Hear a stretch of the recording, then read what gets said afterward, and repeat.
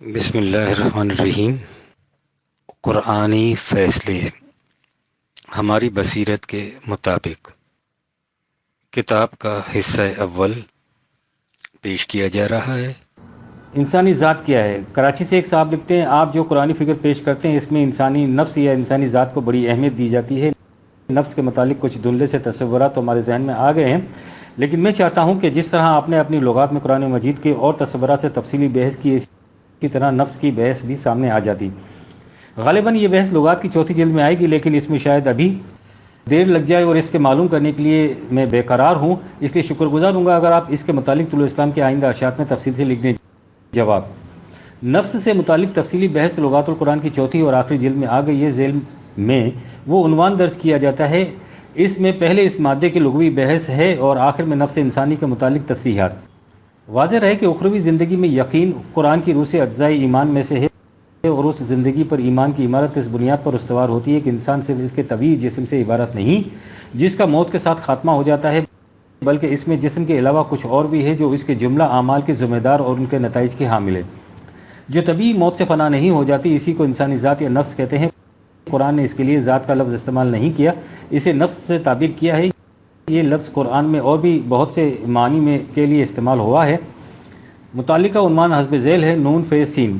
صاحب تاج العروس نے لکھا ہے کہ نفس کے بہت سے معنی ہیں، منجملہ ان کے یہ لفظ انسانی شخصیت کے ظاہری اور باطنی پہلوؤں کے مجموعے پر بولا جاتا ہے، نیز وہ توانائی جس سے تمیز کی صلاحیت، شعور اور احساس کی قوت پیدا ہوتی ہے، عقل، علم اور قلب کے معنوں میں بھی آتا ہے، اور عین الشیء کے معنوں میں بھی، جیسے جاؤ آف نیل مالی کو بے نفس ہی، بادشاہ میرے پاس بنفس نفیس آیا۔ نیز عظمت اور بڑائی، ہمت، غیرت، ارادہ اور عقوبت سزا کے معنوں میں بھی۔ نیز نفس کے معنی بھائی بند کے بھی ہوتے ہیں، اس کے علاوہ خون کے معنوں میں بھی استعمال ہوتا ہے۔ چنانچہ نفاس اس خون کو کہتے ہیں جو ولادت کے بعد عورتوں کو آتا ہے۔ خود ولادت، عورت کے بچہ جننے کے معنوں میں بھی یہ لفظ آتا ہے۔ نفس کے معنی سانس بھی ہوتے ہیں، اس کی جمع انفاس ہوتی ہے۔ ابن فارس نے کہا ہے کہ اس مادے کے بنیادی معنی ہلکی اور نرم ہوا کے نکلنے کے ہیں۔ نفس کے معنی وسعت و کشادگی کے بھی ہیں، ایک کش گھونٹ کو بھی کہتے ہیں، اور طویل چیز کو بھی۔ نفیس مال کثیر کو کہتے ہیں، اور شیء نفس وہ عمدہ چیز جس کی طرف انسان لپک کر جائے۔ تنفسہ کے معنی میں سانس لینا، یعنی تنفسہ الصبح کے معنی ہے صبح کا واضح اور روشن ہو جانا، 81/18۔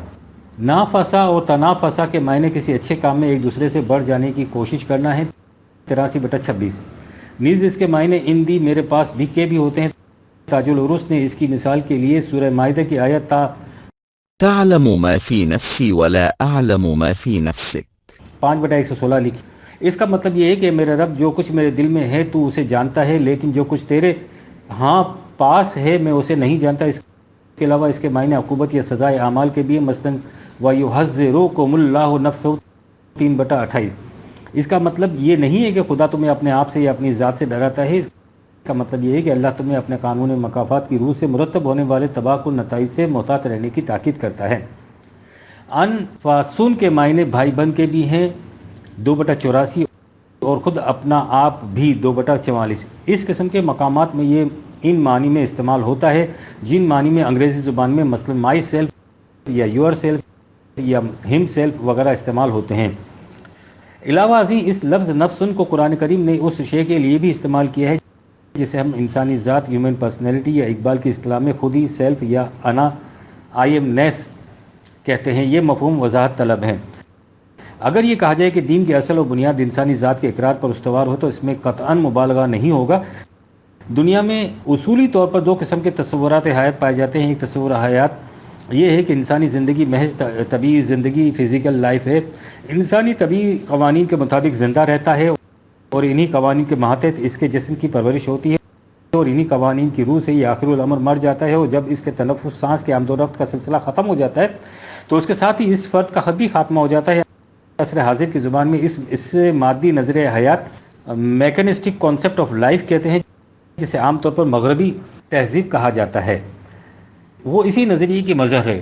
ظاہر ہے کہ اس نظریے کی روح سے انسان کو نہ خدا پر ایمان لانے کی ضرورت پڑتی ہے، نہ وحی کو تسلیم کرنے کی حاجت۔ اس نظریے کے قائل اگر خدا کی ہستی کا اقرار بھی کر لیں گے تو زیادہ سے زیادہ اس حد تک کہ کائنات کو خدا نے پیدا کیا ہے اور وہ اس کے قوانین کے مطابق سرگرم عمل ہے، لیکن ظاہر ہے کہ خدا پر اس قسم کے ایمان سے انسانی زندگی پر کچھ اثر نہیں پڑتا اگر ایک شخص کہتا ہے کہ اس کائنات کو خدا نے پیدا کیا ہے اور دوسرا کہتا ہے کہ نہیں یہ یوں ہی اتفاقیہ طور پر وجود میں آ گئی ہے، تو اس اقرار اور انکار سے اس کی زندگی پر کوئی اثر نہیں پڑ سکتا۔ یہی وجہ ہے کہ قرآن کریم اس کے ایمان کو ایمان ہی تسلیم نہیں کرتا۔ دیکھیے مثلاً 29/61 سے 64 تک، 23/84 سے 88 تک، 39/35، 39/38، 43/9۔ اسی طرح جو شخص کہتا ہے کہ زندگی بس اس طبیعی زندگی کا نام ہے، موت سے انسان کا خاتمہ ہو جاتا ہے، تو اس کے نزدیک خیر اور شر کا معیار بھی خود ساختہ ہو جاتا ہے۔ خیر وہ جس سے ان سے فائدہ پہنچے یا زیادہ سے زیادہ جسے معاشرہ سوسائٹی اچھا کہہ دے، اور شر وہ جس سے اسے نقصان پہنچے یا جسے سوسائٹی معیوب سمجھے۔ اس کے نزدیک اس کے اپنے فیصلوں یا معاشرے کے متعین کردہ قوانین و ضوابط سے بالا کوئی قانون نہیں ہو سکتا۔ اس کی زندگی کا مقصد اپنے جذبات کی تسکین ہوتا ہے اور بس۔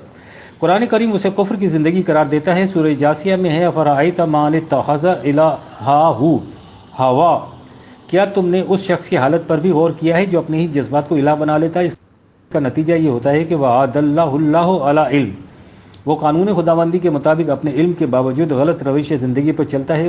وَخَتَمَ عَلَى سَمْعِهِ وَقَلْبِهِ وَجَعَلَ عَلَى بَصَرِهِ غِشَاوَةً، اور جذبات پرستی کا طوفان اس کے کان اور دل پر مہر لگا دیتا ہے اور اس کی آنکھوں پر پردے پڑ جاتے ہیں۔ فَمَن يَهْدِيهِ مِن بَعْدِ اللَّهِ أَفَلَا تَذَكَّرُونَ 45/23۔ اور یہ ظاہر ہے کہ جو شخص خدا کے مقرر کردہ قانون کے مطابق اس حالت تک پہنچ جائے، اس کی صحیح راستے کی طرف بجز خدا کے قانون کے اور کون رہنمائی کر سکتا ہے؟ تو کیا تم ایسے شخص کی حالت دیکھ کر نصیحت حاصل نہیں کر سکتے؟ یہ وہ لوگ ہیں وَقَالُوا مَا هِيَ إِلَّا حَيَاتُنَا الدُّنْيَا نَمُوتُ وَنَحْيَا وَمَا يُهْلِكُنَا إِلَّا الدَّهْرُ، جو کہتے ہیں کہ زندگی بس اسی دنیا کی زندگی ہے، ہم قوانین طبیعی کے مطابق مرتے ہیں اور جیتے ہیں، اور مرور زمانہ وقت ہمیں ہلاک کر دیتا ہے۔ وَمَا لَهُمْ بِذَلِكَ مِنْ عِلْمٍ إِنْ هُمْ إِلَّا يَظُنُّونَ 45/24۔ انہیں حقیقت حال کا کچھ علم نہیں ہوتا، یہ محض ظن و قیاس سے کام لے کر اس قسم کا تصور قائم کر لیتے ہیں۔ قرآن کریم اس زندگی کو حیوانی سطحی زندگی قرار دیتا ہے۔ وَالَّذِينَ كَفَرُوا يَتَمَتَّعُونَ وَيَأْكُلُونَ كَمَا تَأْكُلُ الْأَنْعَامُ 47/12۔ جو لوگ اس بلند سطحی زندگی سے انکار کرتے ہیں وہ حیوانوں کی طرح کھاتے پیتے اور سامان ضد سے فائدہ اٹھاتے اور پھر مر جاتے ہیں۔ اس کے برعکس دوسرا تصور زندگی یہ ہے کہ انسانی زندگی صرف اس کے جسم کی زندگی نہیں، جسم کے علاوہ انسان میں ایک اور شے بھی ہے جسے اس کی ذات یا نفس کہتے ہیں۔ یہ قوانین طبیعی کے ماتحت نہیں ہوتی، نہ ہی جسم کی موت سے اس کا خاتمہ ہو جاتا ہے۔ اس سے انسان مرنے کے بعد بھی زندہ رہتا ہے۔ اگر اس کی مناسب نشو و نما کی جائے تو انسان کی موجودہ زندگی بھی خوشگوار اور سرسبز شاداب ہوتی ہے، اور مرنے کے بعد وہ زندگی کے مزید ارتقائی منازل طے کرنے کے قابل ہو جاتا ہے۔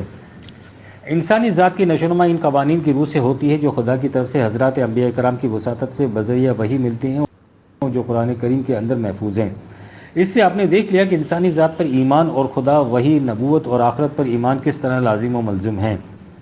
انسانی ذات کیا ہے یہ نہ بتایا جا سکتا ہے اور نہ سمجھا جا سکتا ہے، اس لیے کہ یہ کوئی مادی شے نہیں۔ انسانی ذات کا مظاہرہ اس کے اختیار اور ارادے سے ہوتا ہے، اس لیے ہم یوں کہہ سکتے ہیں کہ یہ ایک ایسی غیر مادی شے ہے جو اختیار اور ارادے کی استعداد کی حامل ہے۔ اختیار اور ارادہ بصورت مطلق اور کلی طور پر خدا کو حاصل ہے، اور اس کا عطا کردہ محدود شکل میں انسان کو حاصل ہے۔ اس کے سوا کائنات میں کسی اور کو اختیار اور ارادہ حاصل نہیں، اسی لیے اسے خدا نے روحانہ کہہ کر پکارا ہے، یعنی الوہیاتی توانائی، ڈیوائن انرجی۔ دیکھیے عنوان رے واو ہے۔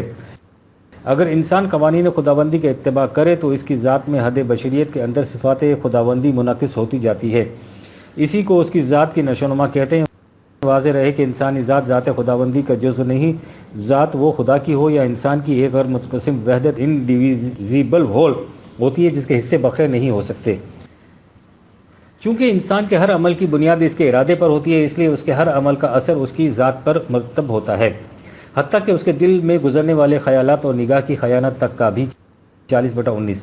یہی اس کا اعمال نامہ ہے جو اس کی گردن میں لٹکا رہتا ہے۔ 17/12۔ اسی کو وہ ظہور نتائج کے وقت پڑھے گا۔ اقرا کتابک کفی بنفسک الیوم علیک حسیبا 17/14۔ تو آج اپنی کتاب پڑھ، آج تیرا نفس خود تیرا حساب لینے کے لیے کافی ہے۔ 75/14-15۔ اسی سے انسانی ذات کی انفرادیت انڈیویجولیٹی ثابت ہوتی ہے۔ 6/94 اور 19/95۔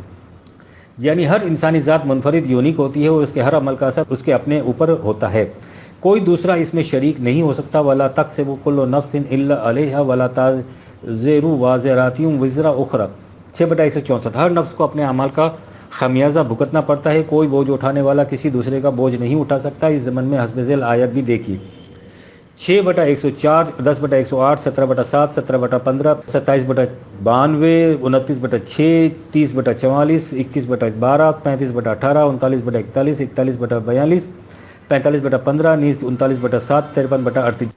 جب اتباع قوانین خداوندی سے انسانی ذات کی نشوونما ہوتی ہے تو جیسا کہ پہلے کہا جو چکا ہے، اس میں زندگی کے مزید ارتقائی منازل طے کرنے کی صلاحیت پیدا ہو جاتی ہے۔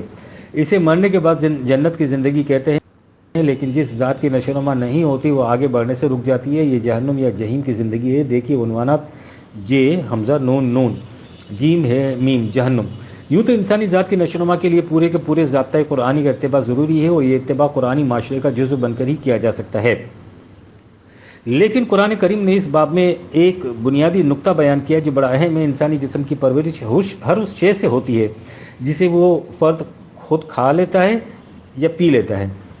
یہ نہیں ہو سکتا کہ میں کھاتا جاؤں اور آپ کے جسم کی پرورش ہوتی جائے۔ اس کے برعکس انسانی ذات کی نشوونما ہر اس چیز سے ہوتی ہے جسے ہم دوسروں کی نشوونما کے لیے دیں۔ وسيجنبها الأتقى الذي يؤتي ماله يتزكى 92/17-18۔ جہنم سے اسے بچایا جاتا ہے جو اپنے مال کو یا جو کچھ اس کے پاس ہے اسے دوسروں کی نشوونما کے لیے دیتا ہے۔ تقوی شعار بھی وہی ہوتا ہے جو دیتا ہے، من آتا واتقی 92/5 جو دیتا ہے اور اس طرح تقوی اختیار کرتا ہے۔ نیز دیکھیے 59/9، 64/16۔ یاد رہے کہ انسانی ذات ایک ملکہ، صلاحیت، استعداد یا امکانی قوت ہے جو بجائے خیش نہ خیر ہے نہ شر۔ دوسری ہر قوت کی طرح اس کا استعمال اسے خیر یا شر بنا دیتا ہے۔ جب انسان اسے انسانیت کی بلند اقدار، ہائر ویلیوز کے تحفظ اور استحکام کے لیے عمل میں لاتا ہے تو یہ خیر کا موجب بن جاتی ہے، اسی سے اس کی نشوونما ہوتی ہے۔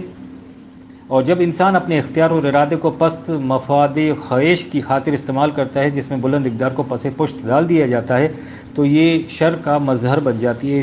اس صورت میں محض تمیز کی خاطر ہم انسانی ذات کو ایگو سے تعبیر کرتے ہیں۔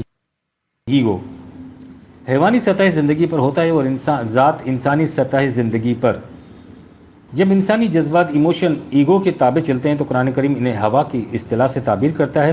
اس مادے میں پستی کا مفہوم ہوتا ہے۔ دیکھیے عنوان ہے واو یہ۔ اور جب عقل انٹیلیکٹ ایگو کی خادمہ بنتی ہے تو مکر و فن کہلاتی ہے۔ اس کے برعکس جب جذبات انسانی ذات کے تابع رہتے ہیں تو بلند ترین جوہر انسانیت بن جاتے ہیں، اور جب عقل انسانی ذات کے تابع فرمان رہتی ہے تو انسانی زندگی اور معاشرہ جنت بدمع ہو جاتا ہے۔ اقبال اول الذکر کو عقل خود بھی اور ثانی الذکر کو عقل جہاں بھی یا خرد ادب خوردہ دل کہہ کر پکارتا ہے۔ جب ایگو کسی مستقل قدر کو پس پشت ڈال کر پست مفاد کی طرف جاتا ہے تو اسے عام طور پر نفس امارہ کہا جاتا ہے۔ یہ اصطلاح قرآن کریم کی اس آیت سے لی گئی ہے جس میں اس نے عزیز مصر کی بیوی کا یہ قول نقل کیا ہے، ان النفس لامارۃ بالسوء 12/53۔ یقیناً نفس برائی کا حکم دیتا رہتا ہے۔ اس کے معنی یہ نہیں ہے کہ نفس انسانی ہے ہی برائی کا حکم دینے والا، بالکل نہیں۔ یہ ایگو کے متعلق کہا گیا، چنانچہ اس کے بعد ہے الی ما رحم ربی 12/53، باوجود اس کے جس پر خدا کی رحمت ہو۔ یہ نفس کی وہ سطح ہوگی جسے ہم نے انسانی ذات سے تعبیر کیا ہے۔ بعض اوقات نفس انسانی کی یہ کیفیت بھی ہوتی ہے کہ جب اس سے کوئی برائی سرزد ہو جائے تو اس کے بعد اس میں احساس ندامت بیدار ہو جاتا ہے۔ یہ در حقیقت ایگو اور ذات میں ایک قسم کی کشمکش کی حالت ہوتی ہے۔ اسے قرآن کریم نے نفس لوام کہا ہے 75/2، یعنی ملامت کرنے والا نفس۔ اس سلسلے میں اتنا سمجھ لینا ضروری ہے کہ انسانی ذات میں اس کی استعداد نہیں کہ وہ خیر اور شر میں خود تمیز کر سکے۔ خیر اور شر کی تمیز صرف وحی کی روح سے ہو سکتی ہے۔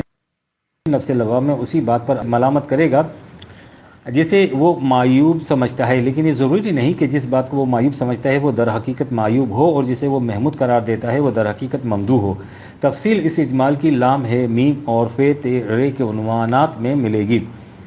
جب انسان خالص قوانین خداوندی کا اتباع کرتا ہے تو ایگو اور ذات کی کشمکش ختم ہو جاتی ہے، ذات پست جاذبیتوں پر غالب آ جاتی ہے۔ اسے قرآن کریم نے نفس مطمئنہ سے تعبیر کیا ہے 89/27، جس کی زندگی جنت کی زندگی ہے 89/29۔ اس عصر حاضر کے علم النفس کی زبان میں انٹیگریٹڈ پرسنالٹی کہا جائے گا، اس کے برعکس ڈس انٹیگریٹڈ پرسنالٹی ہوگی۔ قرآن کریم نے نفس کی ان دونوں کیفیتوں کو فجورہا و تقواہا سے تعبیر کیا ہے۔ تفصیل کے لیے دیکھیے عنوان لام ہے میم اور ذات کی نشوونما ڈیولپمنٹ کو انسانی زندگی کا مقصود اور کامیابی کا کامرانی بتایا ہے 91/10۔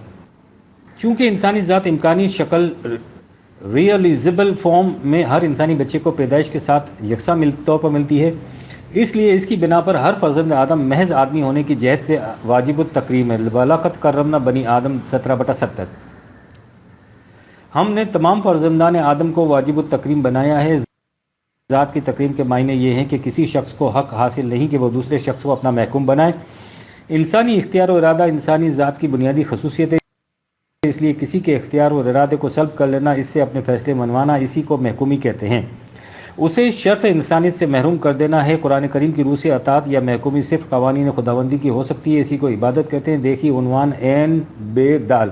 یہ اطاعت کسی مستبد حاکم کی عائد کردہ پابندیوں کا نام نہیں ہوتا، انسان ان پابندیوں کو اپنے اوپر خود عائد کرتا ہے۔ اطاعت کے معنی ہی بطیب خاطر برضا و رغبت اپنے اوپر کسی پابندی کا عائد کرنا ہے، اور اسی لیے عائد کرتا ہے کہ اس سے اس کی ذات کی نشوونما ہوتی ہے۔ وَلَا يُكَلِّفُ اللَّهُ نَفْسًا إِلَّا وُسْعَهَا 2/286 سے یہی مراد ہے، یعنی قوانین خداوندی انسان پر جو پابندیاں عائد کرتے ہیں تو اس سے مقصود خود انسانی ذات میں وسعت پیدا کرنا ہوتا ہے، نہ کہ اس کی آزادی کو سلب کرنا۔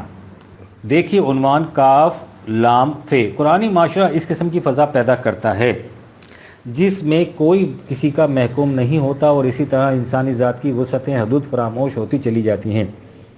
اس سے انسان کو اس دنیا میں بھی جنتی زندگی حاصل ہو جاتی ہے اور آخرت میں بھی جنتی زندگی۔ خانقاہیت کی تجددگاہوں میں انسانی ذات کی نشوونما کبھی نہیں ہو سکتی۔ جنت کے لیے فتح کھولی فی عبادی 89/29 پہلی شرط ہے۔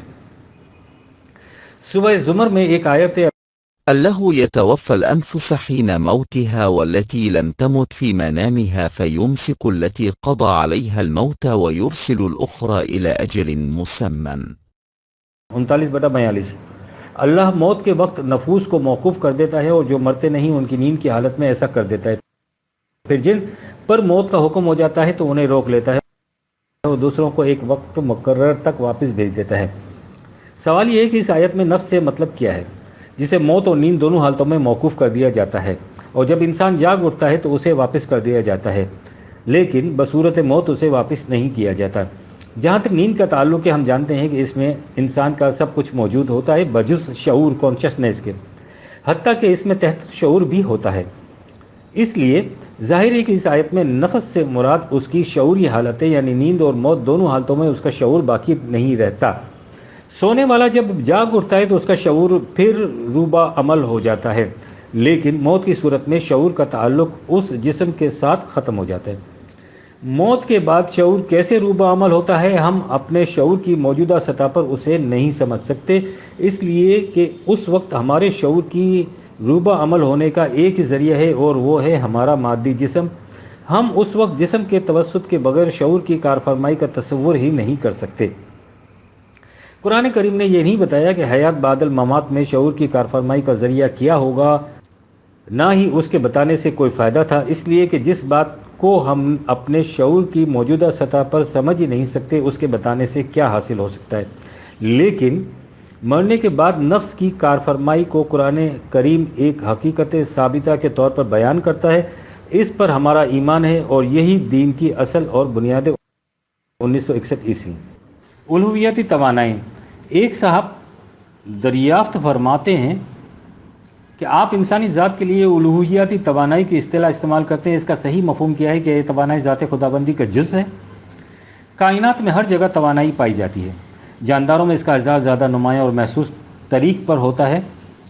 یہ توانائی مادی اسباب و علل کا نتیجہ ہوتی ہے، یا یوں کہیے کہ طبیعی قوانین کے مطابق سامنے آتی ہے، اس لیے اسے مادی توانائی کہتے ہیں۔ انسانی جسم کی توانائی بھی اسی زمرے میں آتی ہے، لیکن انسان کے اندر ایک اور توانائی بھی ہے جس کا مظاہرہ اس کے اختیار اور ارادے کی شکل میں ہوتا ہے۔ یہ توانائی جسم انسانی کی طبیعی توانائی سے زیادہ قوی ہوتی ہے، اس لیے کہ طبیعی توانائی اس خاص توانائی کے تابع کام کرتی ہے۔ اس توانائی کو خدا نے اپنی طرف منسوب کیا ہے، اسے اس نے روحنا کہہ کر پکارا ہے، یعنی خدا کی روح یا توانائی۔ اس سے یہ بتانا مقصود ہے کہ یہ توانائی مادی قوانین سے متعلق نہیں، خدا کی طرف سے براہ راست ملی ہے، یہ انسانی ذات ہے، اسی کو میں الوہیتی توانائی سے تعبیر کرتا ہوں۔ الوہیتی ہمارے ہاں کی ایک قدیم اصطلاح ہے اور اس کے معنی ہیں الہ کی طرف منسوب، لہٰذا الوہیتی توانائی سے مراد ایسی توانائی جو مادے کی پیداوار نہیں بلکہ براہ راست خدا کی طرف منسوب ہے۔ واضح ہے کہ خود مادی توانائی بھی غیر از خدا کی پیدا کردہ نہیں ہوتی، وہ ان قوانین کے ماتحت پیدا ہوتی ہے جو خدا نے مادے سے متعلق متعین کر رکھے ہیں۔ انسانی توانائی کو اس نے خاص طور پر اپنی طرف منسوب اس لیے کیا ہے کہ یہ حقیقت واضح ہو جائے کہ یہ مادی توانائی سے الگ اور ممتاز ہے۔ یہ توانائی خدا کی ذات کا حصہ نہیں ہے، ذات کے حصے بکھرے نہ ہو نہیں سکتے۔ یہی وجہ ہے کہ میں انسانی ذات یا الوہیتی توانائی کے ساتھ یہ لکھ دیا کرتا ہوں کہ یہ خدا کی عطا کرتا ہے، ذات خداوندی کا جز نہیں ہے۔ اسے ذات خداوندی سے جدا شدہ حصہ سمجھنا ہندوؤں کے فلسفہ ویدانت کا پیدا کردہ تصور یہ ہے کہ یہ ذات خداوندی کا حصہ ہے۔ انسانی ذات اللہ تعالیٰ کی عطا کردہ توانائی ہے جو نہ اس کی ذات کا حصہ ہے نہ اس کا منتہا، نہ ہی اس کی ذات سے جا کر مل جانا۔ یہ توانائی غیر نشوونما یافتہ شکل انڈیولپڈ فارم میں ملتی ہے اور اسے نشوونما دینا انسانی زندگی کا مقصود ہے۔ اسی لیے قرآنی معاشرہ قائم کیا جاتا ہے۔ انسان کے ہر عمل کا اثر اس کی ذات پر مرتب ہوتا ہے اور اس کی ذات اس کے طبیعی جسم کی موت کے ساتھ ختم نہیں ہوتی۔ 1960 عیسوی۔